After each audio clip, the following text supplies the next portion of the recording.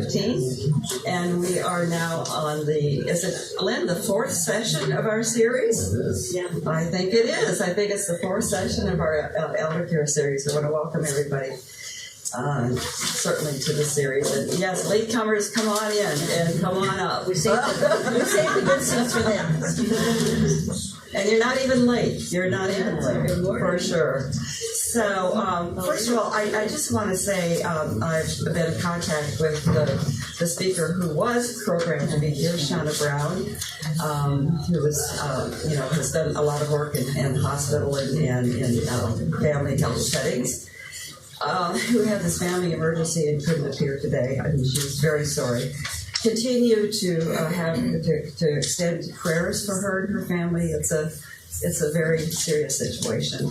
So, and she thanks you for that. She really thanks you for that. So, Lynn and I had to think, plan B. And we're never sure about plan B, but we didn't have to look far. We did not have to look far, because within our own POP community, we have this wealth of wonderful people and skills and training. And so we found Donna and we found Sue, who are willing to step into Plan B today. So we thank them very much for that. Donna is a registered nurse who's worked for over 20 years in home health and hospice care. And for the last 4 years, she has been actively working as a case manager in discharge planning. And I think at Bronson. It doesn't matter. No, it doesn't matter. Okay, one of these facilities. And she is also certified as a hospice and palliative care person. And our Sue Jones has been very active as an OT person for years, as she worked 20 plus years at Bronson Hospital treating patients and supervising in the rehab area. So she's very qualified in that area. And she's also worked as the development director and volunteer manager for several local nonprofits. Some of you probably know that. And has completed some doula training, which hopefully she'll talk a little bit about that too. Okay, yeah. All right. So thank you both very much for, these are the angels that have flown into our midst today. So we thank them for being here. Well, thanks, Yvonne. Glad you're all here today. We don't have a PowerPoint. We apologize for that. But hopefully the handouts will help you, and also we can get those to Tamara. We can email them out if you want electronic versions of anything. But want to try to talk about, we're kind of 3 things. Hospitalization. If you are a loved one or someone that you know is hospitalized, we're going to talk about discharge planning, and we're going to talk about some rehabilitation. And I've got some show and tell things, so hopefully it'll be an informative session that you can grab some tidbits from that, and that will help you. So in the handout, that's the first one that you see. Well, no, it's this one. Okay.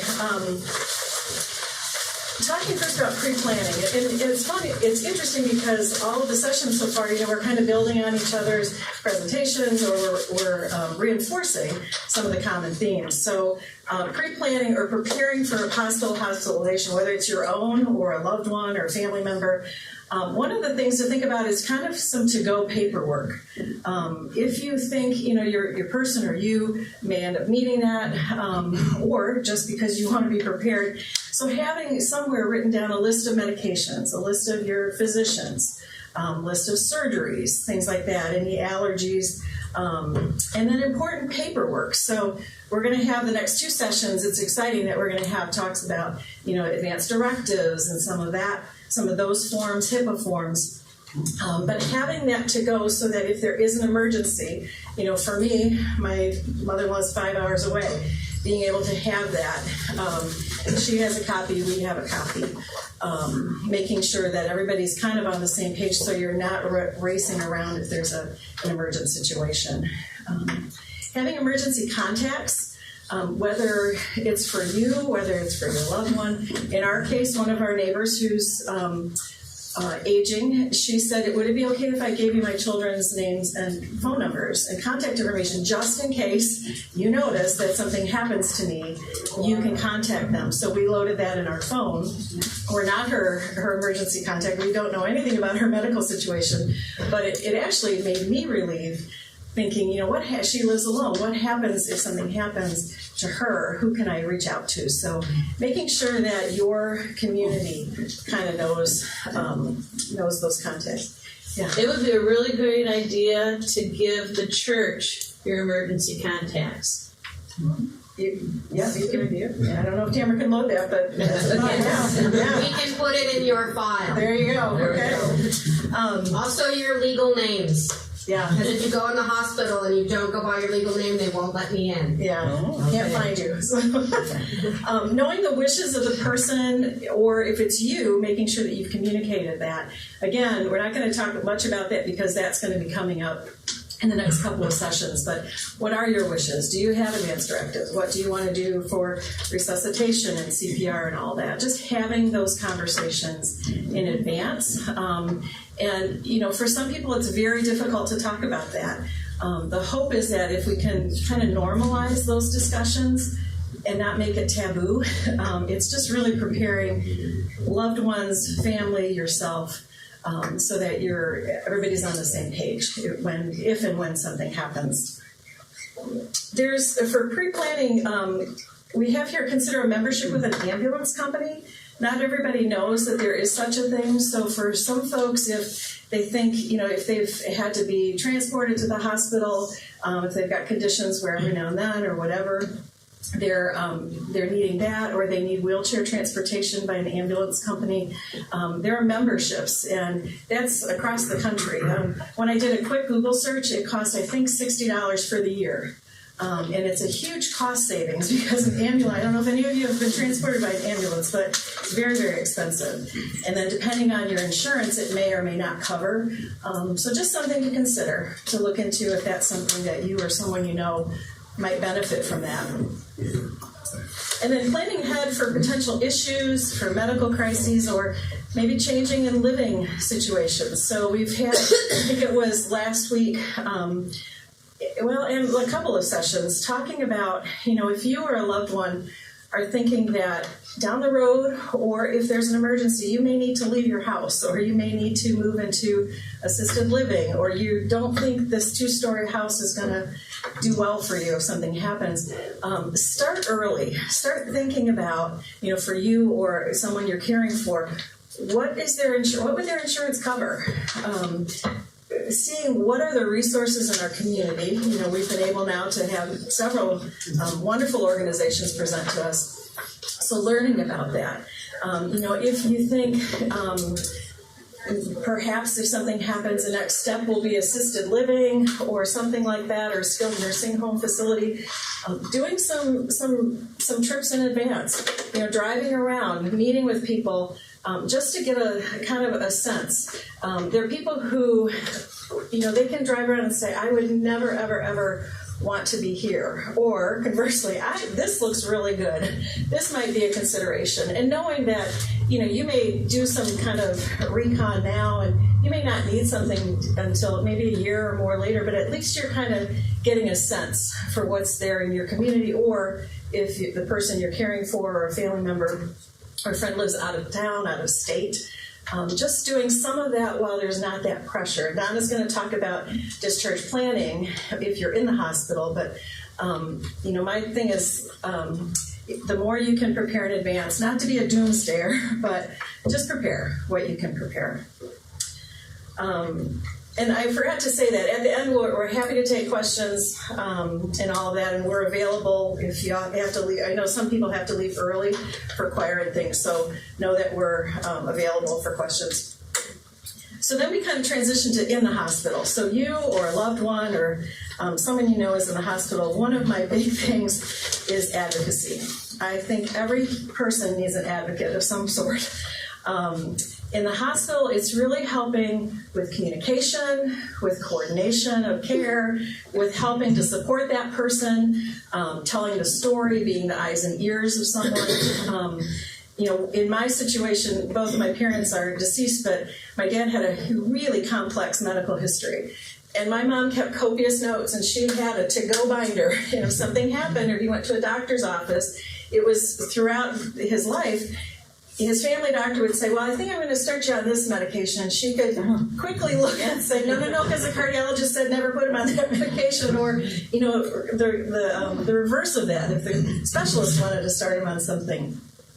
Now, in electronic day, that's easier because you can search if you have it on your phone or something like that. But making sure that you're able to help speak up for the person. And it can be intimidating for some to say to a physician or a specialist or someone else in authority or, who's providing the care, like, I'm not sure that's the best thing, but do speak up and ask those questions. I wrote here, one of the bullet points is pacing. So if you or if your loved one or whoever you're caring for, if they're in the hospital, it's a marathon. It's not a sprint. I saw so many families who would do round the clock, 24/7, sitting at the bedside, even when the person was pretty stable, even when they're medically they were taken care of. And we always encourage them, once you feel comfortable, once your loved one is out of that, life and death critical situation, go home, get some rest, take care of what you need to take care of, especially when that person goes home. If you're already just exhausted, that's going to be really hard to do, to provide that care. So pacing yourself, one of and the other part of that is asking for or receiving help. For me, it's hard for me to ask for help. Hard to accept help sometimes. When my mom was in the hospital for a month and I was driving back and forth about 45 minutes from the hospital to her home where I was staying, one of her friends, without me even asking, put a cooler on my mom's porch. I'd come home at 8 o'clock at night after a full day, and there was something that I could just throw in the microwave. And that was the best gift for me, because I never would have said, could someone help me with this? So thinking about that, if you're on the receiving end or the giving end, all those little things. If someone says, can I help with grocery shop, take them up on it. Just making sure that you're taking care of yourself. It's that whole, and I know one of the presenters talked about the oxygen mask. Put it on yourself so you've got the reserve then to help others. And then knowing that if your loved one is in the hospital, there's so many people who might be part of that team, right? You've got physicians, you've got therapists, you've got specialists. Knowing that you're not alone, and there are some members of the team who you really should get to know and interact with, and that's the medical social worker and the discharge planner or case manager. Critical members of the team, and really wonderful people to help. And that's where Donna's going to talk more about the discharge planning part. Thank you. Thanks, Sue, and thanks, Yvonne and Lynn, for inviting me to speak. I do work as a case manager, and case management is across the nation, so it really truly doesn't matter where I work. There's actually a national certification in case management. Usually the case manager is either an RN or a medical social worker.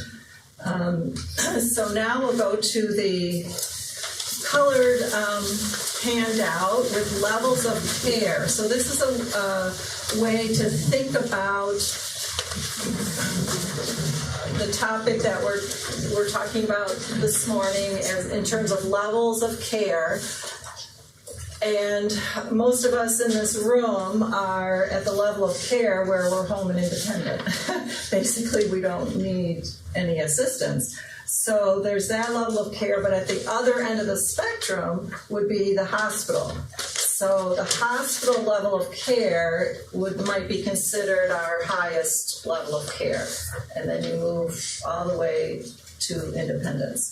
But hospital, of course, there's the emergency room, there's inpatient hospital stay, and there's observation. Sometimes people come in through the emergency room and it's not quite sure which way they're going to go, and they maybe just need to be observed for 24 to 48 hours.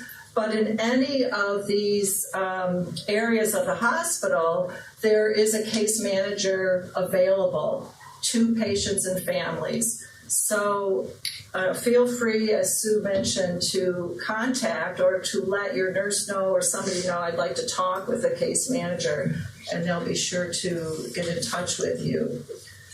And I would like to say that there's medical criteria for being in the hospital. So a person needs hospitalization, they meet that medical criteria, they're an inpatient. Once they're no longer needing the hospital level of care, then you want to move into the next most appropriate level of care. For some people, it will be simply going back home and they're fine. For others, there's a higher level of care than home and independent, but not quite the level of being in the hospital.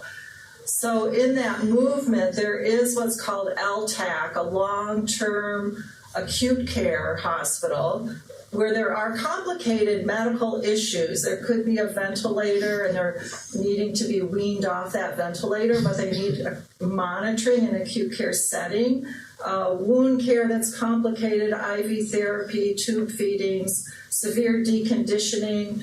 So this is a fairly high level of care. Medical management, prolonged stay, they may need weeks or months or two to be in this type of setting. So that is a very specialized high level of care, but not quite being in the hospital. And then from there we might move to rehabilitation, and there's really two levels of rehabilitation where you stay someplace for the rehab versus being at home and getting rehab in your house. So those two places that you might stay, it's determined by the intensity of care that would meet your needs. So the higher intensity rehabilitation would entail an inpatient rehabilitation facility. So you would go to an inpatient rehabilitation facility, you would stay there, and you would receive at least 3 hours per day of therapy. That could be physical therapy, occupational therapy, speech and language therapy, that, all wrapped in, 3 hours total for 5 to 6 days a week. And then along with that, of course, you receive your medical care. A lower level or lower intensity of rehab, that takes place generally in a skilled nursing facility. So then you would stay in the rehab section of that skilled nursing facility, and you would receive therapy anywhere from a quarter to a half hour at a very low level to 1 or 2 hours per day, 5 days a week. So you still receive, your therapy, not quite as high intensity, but what will meet the patient's need, what can they tolerate, what would move them along to the best quality of life. Now with both high intensity and low intensity rehab, there needs to be a potential to improve. So when you're in the hospital, you'll be questioned about what was your prior functional level. Before you came in the hospital, were you independent? Were you already needing to use the wheelchair? Were you already, did you not have mobility of your left upper extremity? These things. So prior functional abilities will help to determine what the goals are and to set realistic goals. But potential to improve is one thing that would be needed for both levels of rehab. The ability to participate in rehab. Some people, particularly with cognitive impairment, they're not able to follow directions. There wouldn't perhaps not be that potential to improve. You need to be medically stable so that you're, not needing to go back in the hospital for attention medically, but you're stable medically. and that you are expected to return to the community. So if you were living at home previously, your goal might naturally be, I want to get back home, but perhaps there needs to be some home modifications, some additional support in the home, but that, or perhaps the return to community could be moving in with a family member, perhaps going to assisted living, but some, expectation of being discharged from high intensity or low intensity rehab, because those are temporary settings. And then I put a slide in here on skilled nursing facility. I know a couple weeks ago the person from PACE talked about long-term care at a skilled nursing facility. So that's a different level of care than rehab at a skilled nursing facility. If a person goes into a skilled nursing facility for long-term care, it's expected they would be there then for a prolonged period of time, and they would receive the care they need, and not necessarily therapy, although therapies are available. But it's more of what might be termed a custodial level of care. And the PACE person talked about level of care determination, LOCD. So that details of that are available on the internet, but I just outlined the main areas that are looked at in terms of level of care determination for skilled nursing facility. They look at activities of daily living, ranging, of course, anywhere from being totally dependent to independent, partially dependent in between there. So there's a rating system related to activities of daily living, cognitive performance, they look at memory, processing of information, ability to express yourself and make your needs known. Also, they look at significant clinical stability or instability, physician visits, orders, treatment and conditions. Does the patient require hemodialysis? Are they on oxygen, etc.? So those are the main areas that are looked at in determining the level of care for a skilled nursing facility.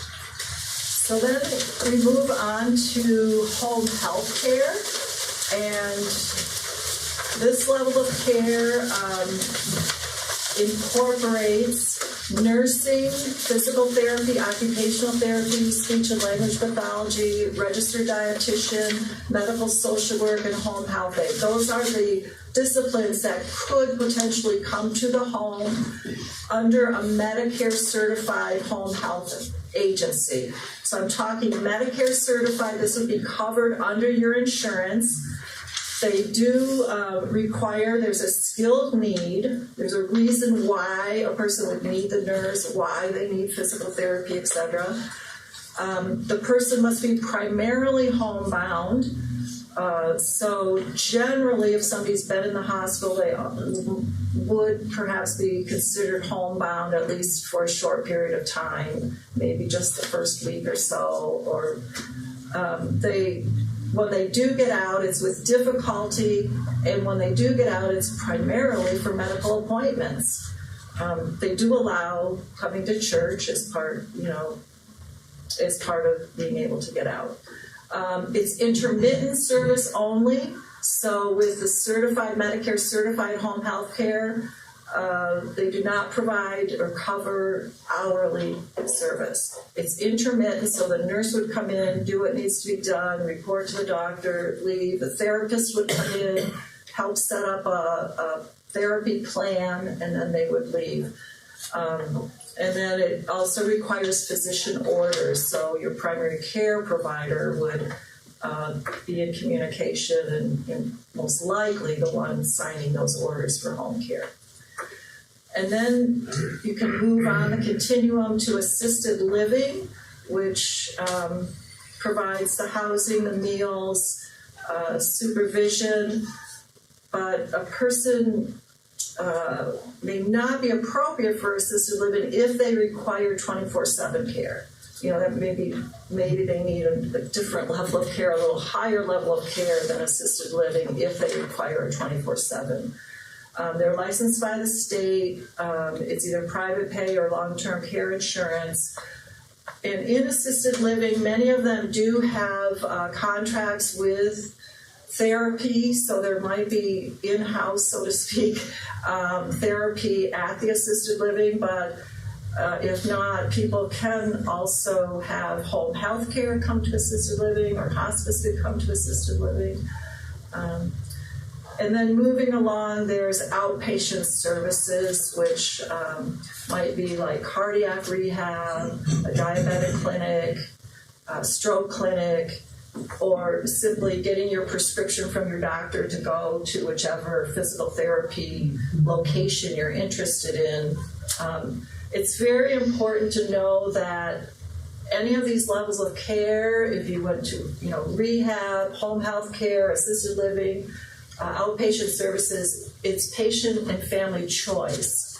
So this is when Sue was talking about pre-planning.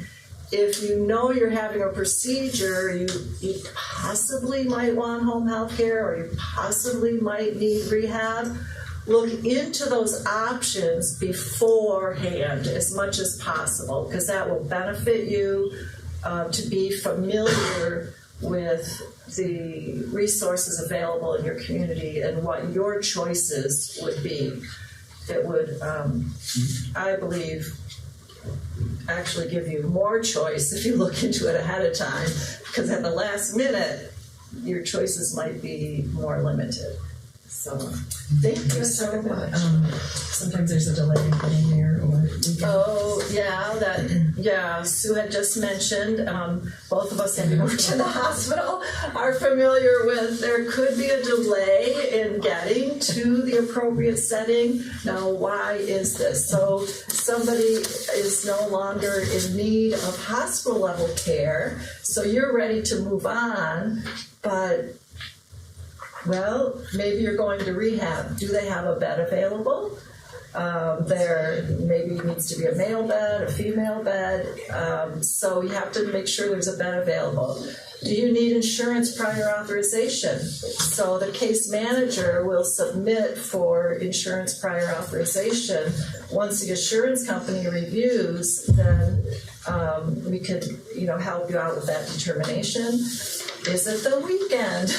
Because you make a referral to a rehab setting. Well, the director of nursing and all the intake personnel, they're not available on the weekend necessarily. Some are, but many aren't.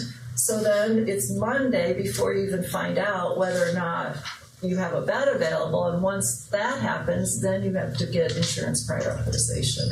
So it's a process. And even with home health care, do they have the therapist available in the area where you live? And so you want to get accepted at the place you would like, and the sooner you get that in process, it's simply to your benefit to be able to move on to the most appropriate next area. Sorry to interrupt.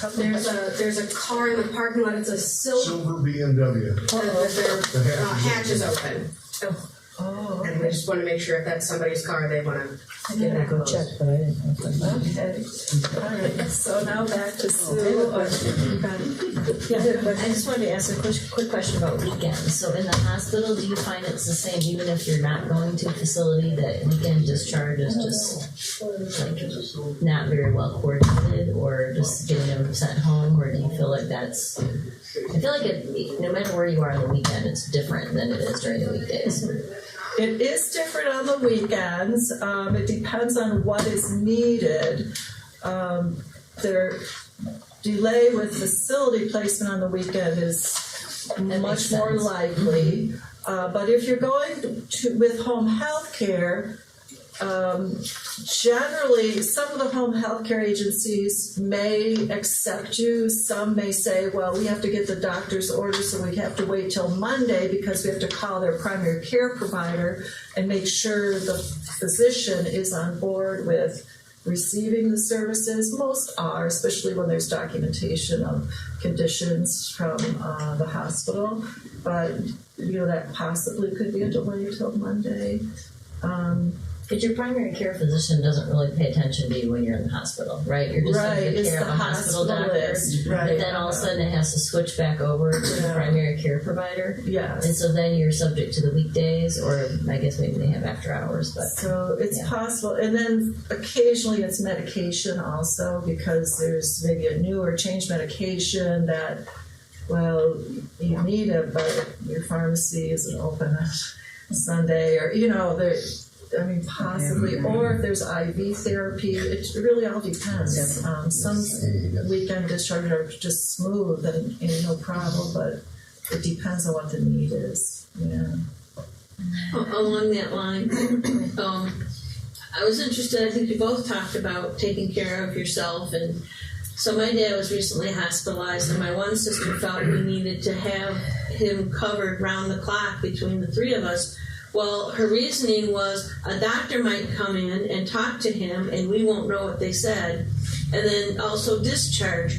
What if none of us are there and they won't discharge him to nobody, right? Somebody has to take him home. Yeah, there always has to be a safe discharge plan. So that may be a delay. They can't until put him in a safe- taxi or anything, or Uber. We have to be there.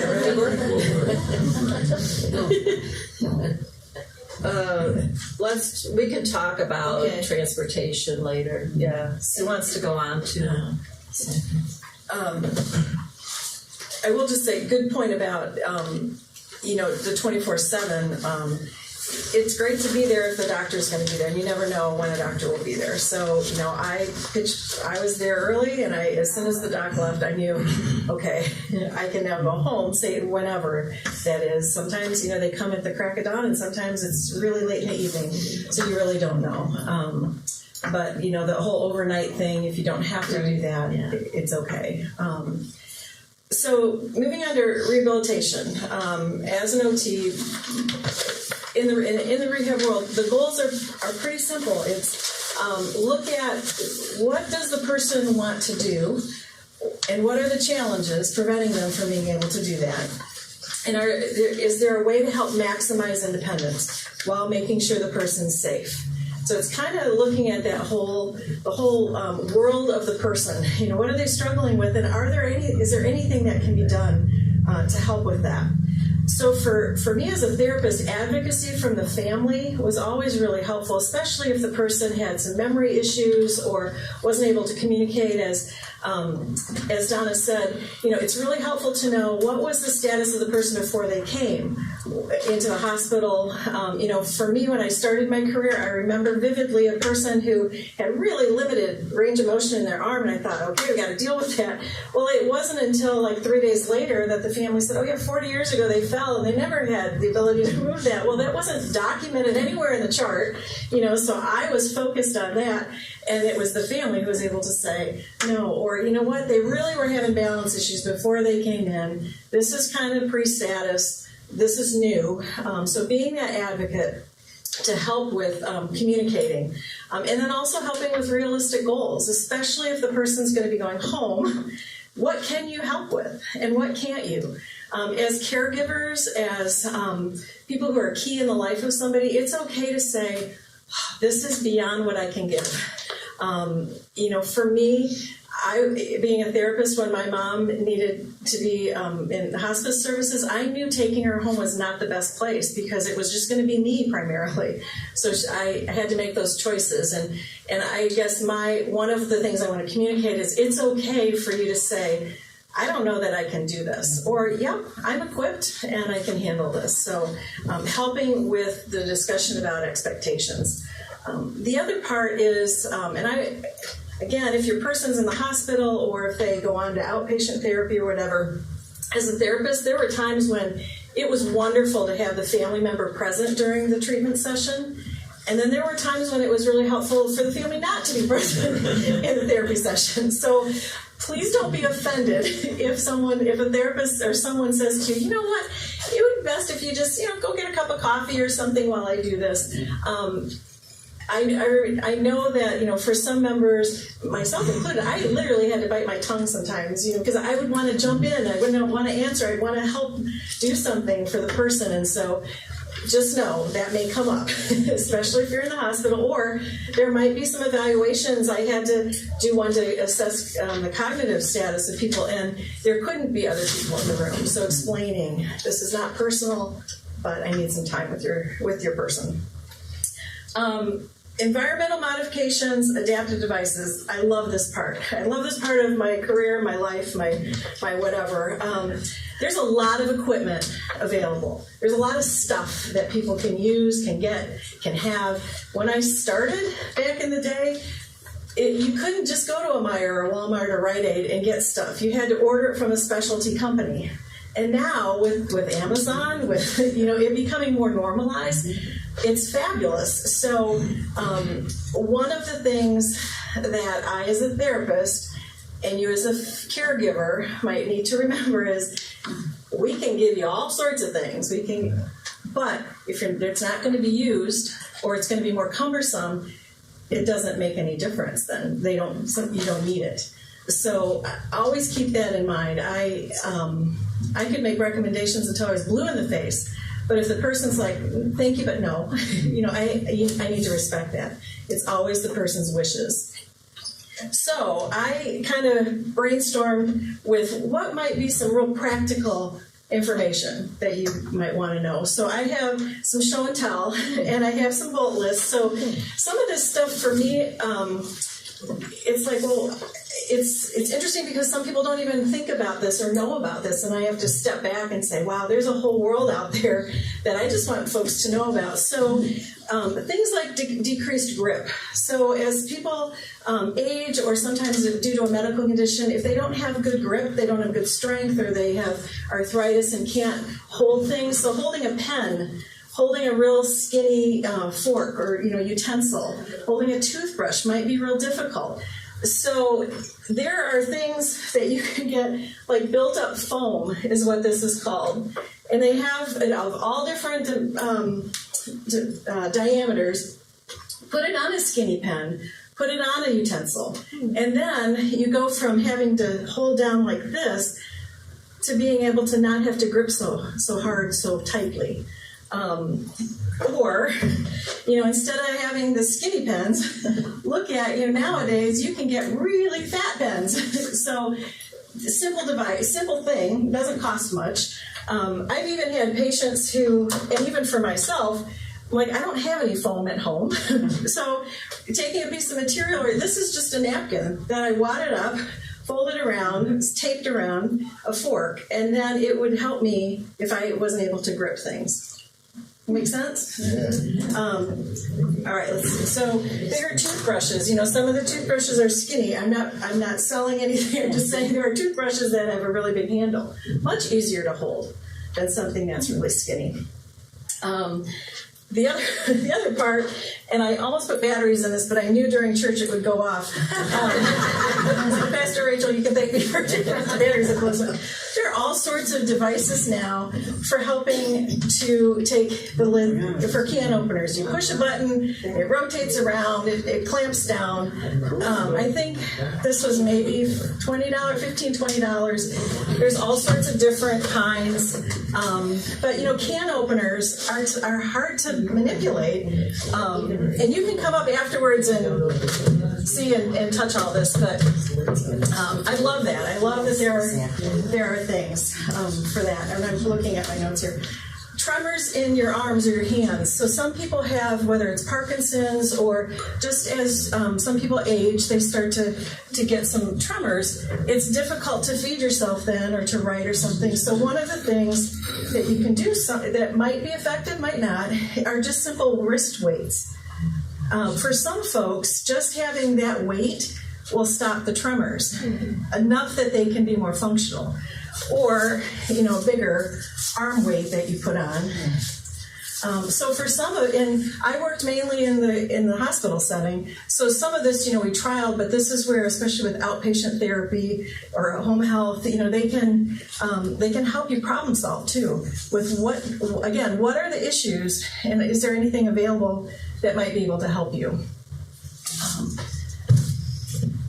Let's see, the other part then, oh, and even for utensils, they make weighted utensils.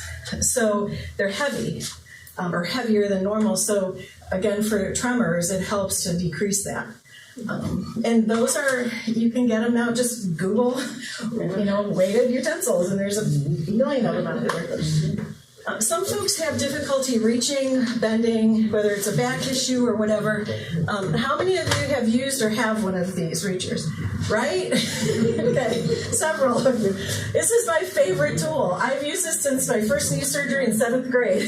So whether it's, I can't bend over because I've hurt my back, you can grab things. To get my box of stuff last night from the basement, I have a box that says OT stuff. I used my reacher to grab the box because I wasn't going to climb up there. But you can, that just helps you to be able to still sit, stand, and reach things. This thing can help you get dressed. So instead of bending over to put your pants on, you can use this to help clamp your pants on, pull them up enough that then you can reach things.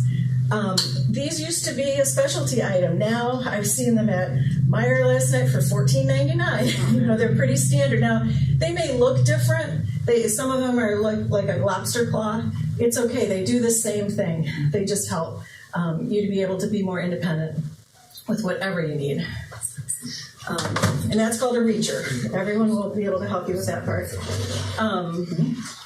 Difficulty dressing. So we talked about a reacher. They're also becoming more and more common. Things like elastic shoelaces. This is just one version that I bought, but they have some now. Instead of if you don't have good dexterity or aren't able to bend over a lot to tie your shoes, they have some where it's elastic shoelaces and you just pull a little thing to tighten it.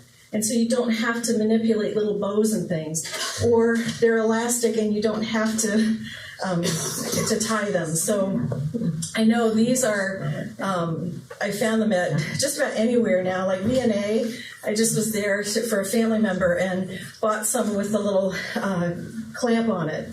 And that works wonders. So then if you have that and maybe a long-handled shoehorn or something, that really helps people be independent with putting on shoes. Now, some people might say, I don't want to do all this, or I don't want my shoelaces to be weird looking. Let your family member help if your family member can help. But know that there are options out there. Button hooks, sometimes people, especially if they've had a stroke or something, or they've had surgery and they can only use one hand, there's something called a button hook, which you thread through the hole in your button, and you go through and you wrap your, kind of goes around the button and you pull it through. It's super cool. It's little. It's one of those kind of obscure devices that people don't know about. But again, if you're living alone or if you just want to be independent, there's something for that. Adapted clothing, that's becoming more and more available online. Like when I had shoulder surgery, I didn't know if I was going to be coming out for months in a pillow and I couldn't move at all, or if I'd be in a sling or whatever. So I asked a friend who sewed, could she take a regular shirt and cut the sleeve and just put snaps so that I didn't have to thread my arm through. That was fabulous. For the first week, I lived on those things. And I had one that was one-sided. The other one, I said, can you do both so that I don't look kind of weird out in public? Although now anything goes with fashion, so probably the one-sided would have been fine. That's funny. This thing is, anybody know what this is?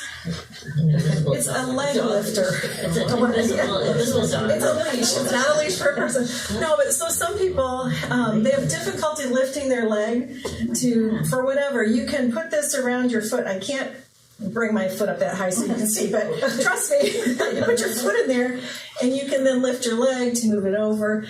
Now this is one of those things that we obviously want people to use their muscles. We don't want them to rely on gadgets and things like that, but if you're really stuck, and talk to your therapist, talk to your doctor and say, I heard from this therapist that there's something out there. This could be really helpful for people. But it is very big. So then we get to let's see, bathing. So if you heard of tub benches, tub shower chairs, things like that, huge proponent of that. I think they're great. There's also one that I don't know if people are familiar with, where instead of having to step into the tub and sit, there's an extension piece that's outside of the tub. So you sit down and then you can scoot yourself, or they slide.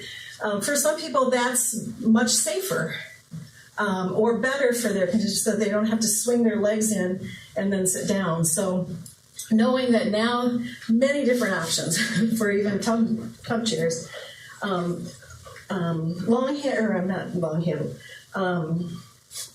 Handheld shower hoses, okay, if you need that, can be really helpful so that you don't have to stand, you don't have to move around. You can take the wand, you can turn it on and off as you need to. Now they're available just about everywhere and very affordable, so a great tool to have.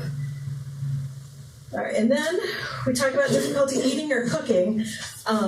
So one of the things that is available, so think about if you only had the use of one hand, one arm, and you have to cut food, very difficult to cut the food without holding onto it with the other hand. There's something called a rocker knife. And this is super sharp. What you can do is, if you've got, and you can cut through anything, if you've got one hand, instead of cutting this way, slicing, you rock it, and it cuts your food. Really helpful for some. The other thing that is helpful, if you have just use of one arm, it's called a plate guard.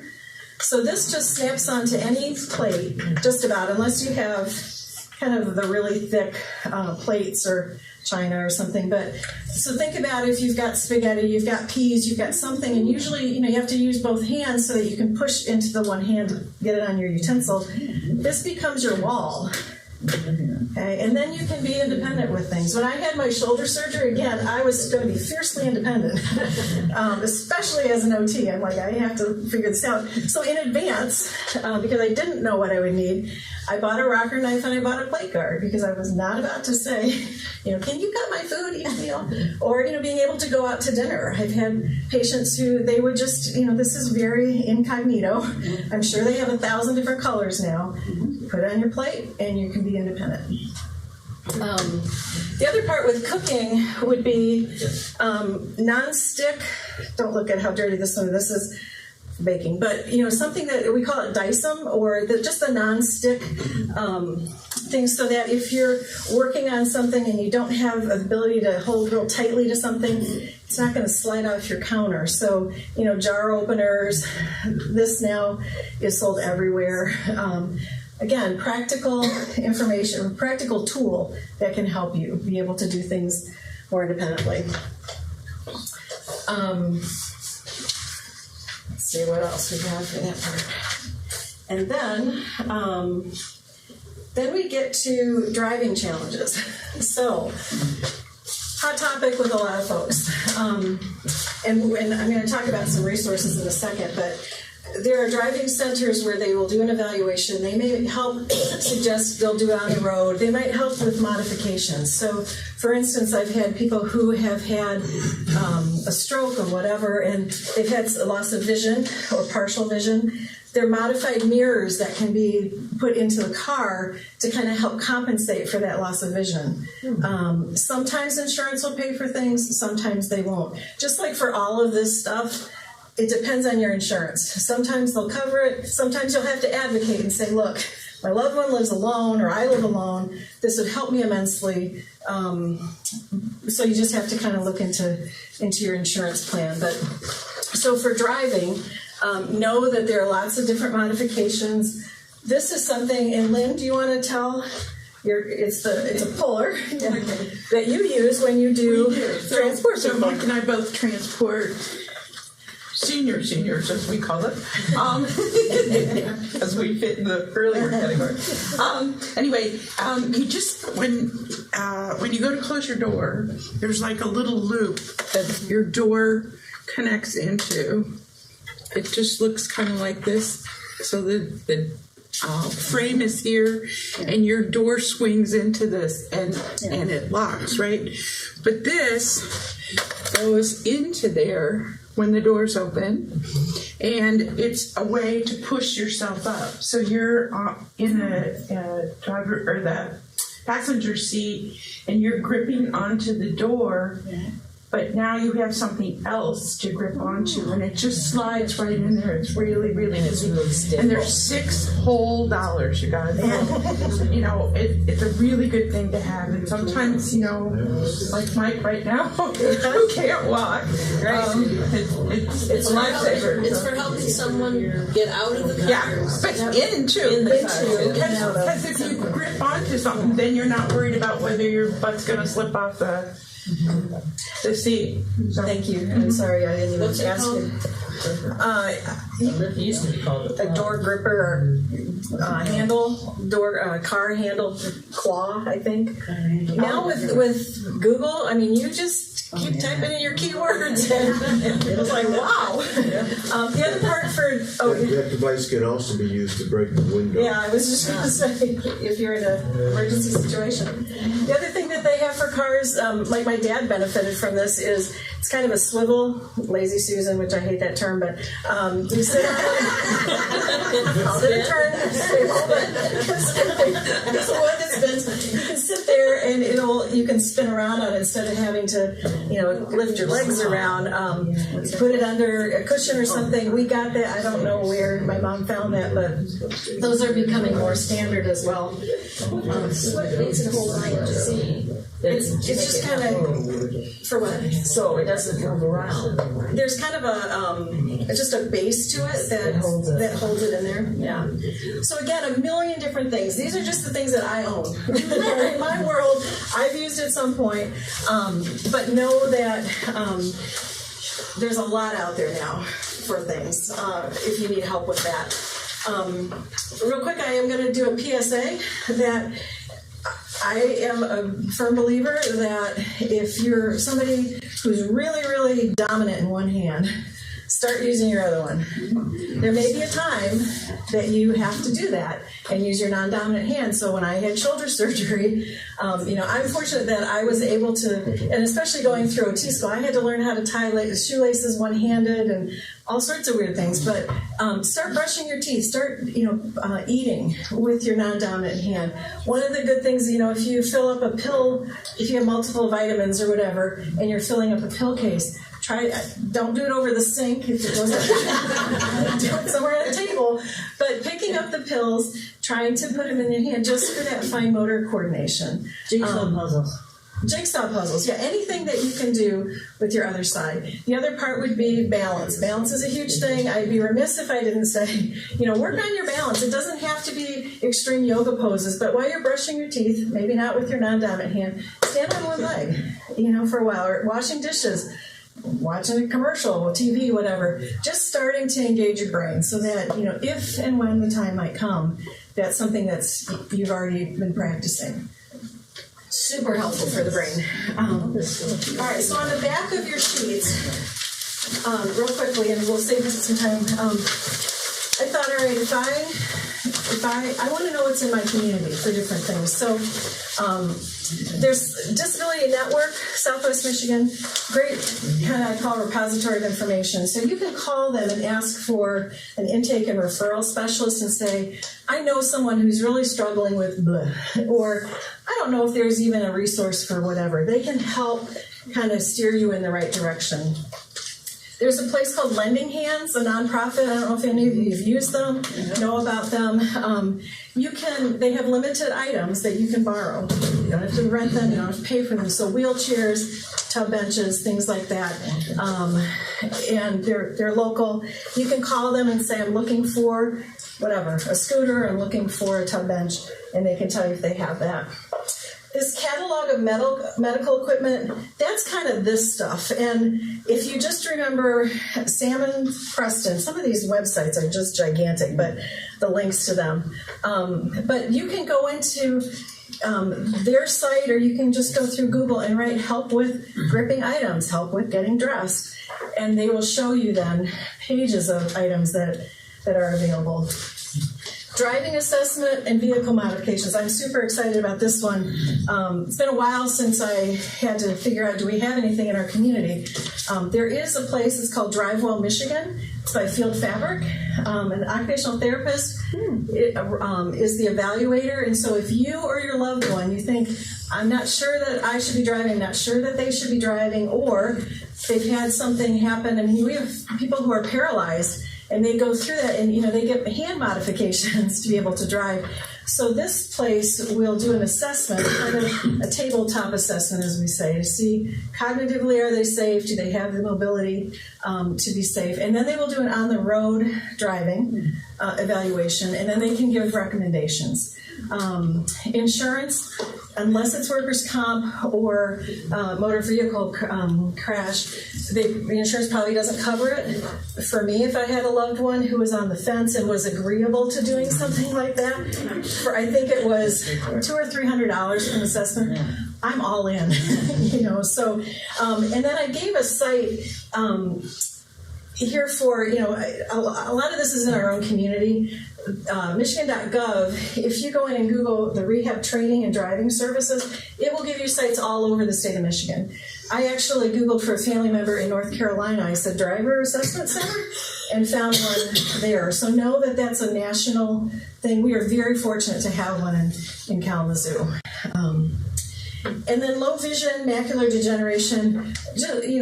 I know that some people as they age, that might become an issue. Know that there's a clinic for that you can go and be evaluated and see, are there different modifications that can be done to your TV, to your whatever, to help you be able to see better. So not exhaustive list, but just something to think about. There's a handout. I didn't have enough for everybody, but if you're interested, it's hard to talk about stopping driving. Okay, so the Drivewell site, they actually on their website had some different handouts or PDFs, and one of them was top tips for discussing when it's time to stop driving. I thought, that's pretty relevant, and it goes through what's the best approach, when might you do this. So if you want one, it's in the back of the room. If we run out, I'm happy to get you one. So I know this is a ton of information. We're hoping that through this, you leave getting a little bit more knowledge about something. Know that there's a world of opportunities. You as a caregiver or you as yourself, you don't have to, you're not on an island. And hopefully you can dive into some of these resources to help you. So, questions for either of us?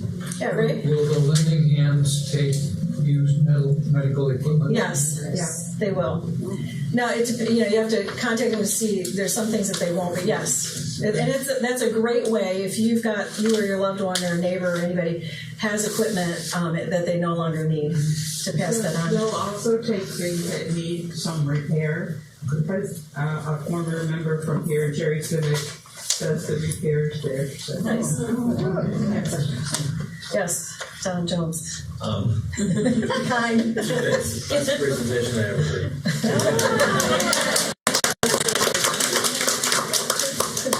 Real quick, I just want to say something out loud. It's not always easy right now. Some of us don't come from the Waltons, that family situation. And we find ourselves in these situations with loved ones, could be kids, could be parents, where we got a long arc of toxic history with a loved one, and there can be pressure and a norm that we've got to be there, we've got to be in the thick of it, and we've got to be a huge part of the solution. And I just want to say out loud that I don't know that that's the case. And when we talk about our abilities to say, what are my limits? What can I take on and what shouldn't I? I think we just got to say sometimes that that's a part of it too. Is that long arc of crap that I've been fed, or it's not working, and we just got to admit that, because one of us could get in trouble and both of us down the road if we don't ask the professionals to come in alongside us like they can. So. Good point. Yeah. And that's hard to do. It's hard to say, you know what, they're my family member. I mean, I have a person who I know who contacted me and said their loved one, their sister was going to be discharged from the hospital. They needed to go someplace, and he was the only one who could take her. He said, I can't. I don't want to. There's been such a horrible history in our family. And being able to say, you know what, you have permission. You are not obligated. It's a heartbreaker. that's where you dive in with the social worker or the discharge planner to say, I feel bad about this, but I can't do this. So yeah, good point. Other questions? I'll add real quick if I may. Just from my perspective, once again, it's be proactive about this stuff. The best time to figure out you need that shower bench is not after you have fallen in the shower and broken something. If you get the shower bench early because you realize that you're starting to have these problems, you don't have the ER visit, you don't have the short-term rehab, and you're able to stay independent. And that goes for a whole slew of services that we've talked about today, they've talked about, and last week and next week. Thanks, James. Certainly. Yeah. I'll just add a tip also. From the very beginning of your presentation when you talked about, I think it was you, having all your med lists and all that together. So my sisters and I, now we're sharing that on Google Docs. So whoever goes to a doctor's visit can update that, and then we're not constantly emailing each other updates. It's always updated and it's always available. Yep. Good point. Yeah, if you can do it electronic, it's a real time then. Yeah, Claudia. Also, because my parents were 800 miles away and I'm the only one, I used the neighbor across the street because she observed. And to get my dad to stop driving, we didn't have this, but I wrote to the state of Minnesota and they sent a letter, and that letter was enough for my dad to say, oh my gosh. Good point. You can contact the state and fill out a form. I don't know the rules now. When I was still at Bronson, it was the family could submit that confidentially and anonymously. Right. And then the loved one will get a letter just saying, you need to come in for an assessment. You're on hold now with your driver's license. For we as medical professionals, we had to sign it and put our name down there. And for some, I'm like, I will, absolutely, I will, because this person should not be driving. Some people, the letter that they get, that's enough for them. They're like, okay, and if the state says I can't drive, I'm not going to do it. Some people still say, well, I'm going to keep going. And, sometimes it's, especially if they're memory issues or cognitive issues, hiding the keys, taking them away, doing whatever you can. It's so tricky. It can be so tricky. Our primary care doctor offered to require Paul's cousin to have a driving test. He says, I'll be the bad guy. You don't have to. Yeah. Yeah. We were having that discussion with my grandmother-in-law, and I looked it up, and yes, you can go and anonymously report to the state. And then just be surprised when they say, yeah, I got this letter in the mail. Oh, good idea. You should have that done. So you guys, I'd like to ask you to help us thank our speakers because they not only did a terrific job, but they